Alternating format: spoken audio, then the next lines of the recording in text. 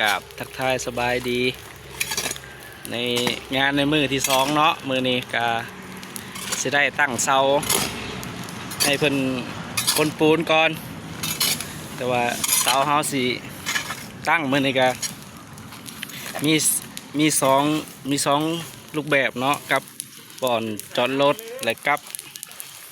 เสาห้องน้ำเพราะว่าจะได้ตั้งพร้อมกันมือนี้นะแต่ว่าฝากติดตามเบิ่งผลงานเนี่ยเด้ออันนี้ก็เพิ่นว่ามีแบบเพิ่นอยู่แบบแต่ว่ายังบ่ได้ถ่ายให้เบิ่งไอ้ทางห้องน้ำเนาะตัวนี้ก็ตัวนี้ห้องน้ำนะ50 คูณ 3 เมตรแต่ว่าตัวนี้เพิ่นก็ให้ได้มั่างเบิดมั่างลงทางนั้นก็แต่คนที่ว่าทุบเมื่อวานนี้ตรงนั้นนะแล้วก็อันนี้ก็จะได้ตั้งบ่อนจอดรถนี่ดินี่6 เสาสูง2 เมตร 20แล้วก็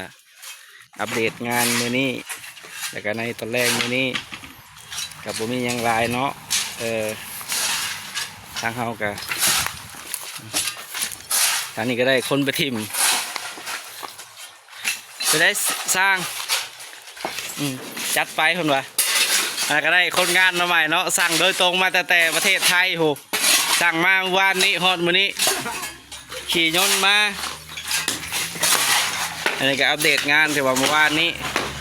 ตัวนี้ก็แสดงลื้อออกตัวนี้นะนี่แต่ว่าถ้าติดตามเมืองผลงานมือแล้วมือเสร็จสิอัปเดตงานลงคู่มือให้ได้เบิ่งก็เบิ่งต่อจะลดแบบเป็นจังใดบื้นก็จะได้สั่งเครื่องเข้ามาแน่ขอเพียงเท่านี้เนาะขอลาคลิปไปเพียงเท่านี้